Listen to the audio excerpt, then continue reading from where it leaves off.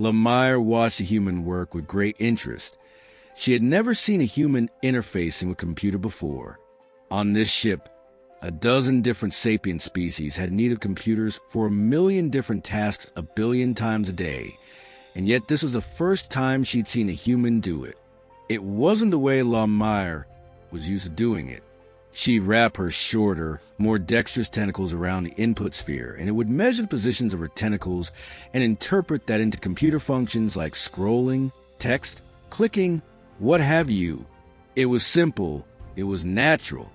It felt as if she were writing with her tentacles on a physical notepad. The human did not use the spheres. It used a board and a small, oblong half-dome to navigate the system and enter information.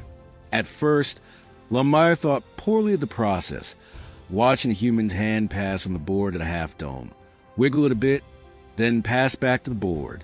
But as she watched, she became mesmerized by the process.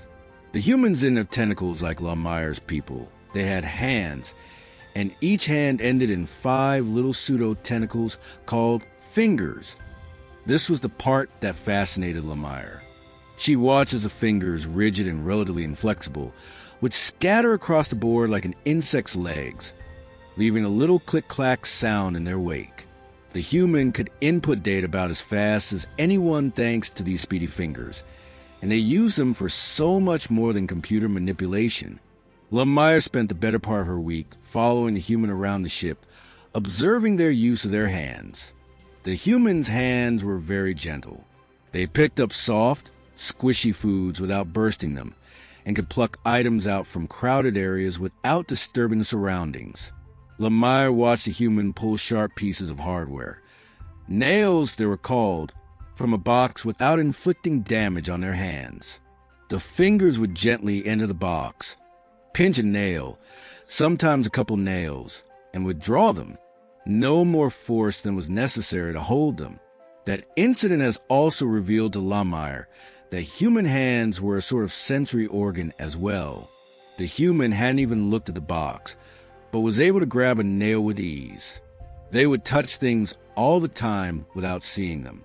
Their favorite seemed to be their furry companions, whom they'd stroke absent-mindedly as an ancient grooming practice. In the morning, Lamier witnessed a human flail their arm about, their handing slapping at their desk in search of an alarm while their eyes remained closed. Almost every time, the hand found the source of the alarm and was even able to manipulate a button on it without the human ever rising or even looking at the object. They could even detect temperature very well, as a human explained when Lamier caught them rapidly tapping a hot cooking surface. They could check if something was too hot or perhaps too cold by touching it lightly, perhaps not as accurate as the Vershanki's heat-based vision, but not bad all the same. More than just dexterous tools, though, human hands were weapons. Lamier was riveted by a conflict between 2 humans one day. The humans clenched their hands, turning them into solid slabs of skin and bone that they hurled at each other. The impacts were fierce, and tightly packed bones in the hands delivered the force of the blow in localized and devastating hits. Even in fighting, the human hand was great at manipulating. One human opened their hand, catching a fist in their palm and closing their fingers around it.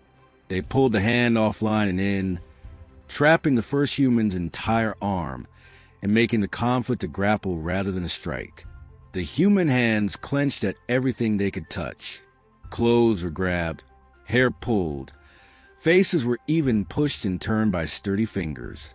When the fight was broken up, it was by 2 more humans, who came in and used their hands to restrain the arms of the first 2, and began to pull them apart. While they may not have been as flexible and malleable as Lamier's tentacles, human hands truly were a marvel of evolution in their own way.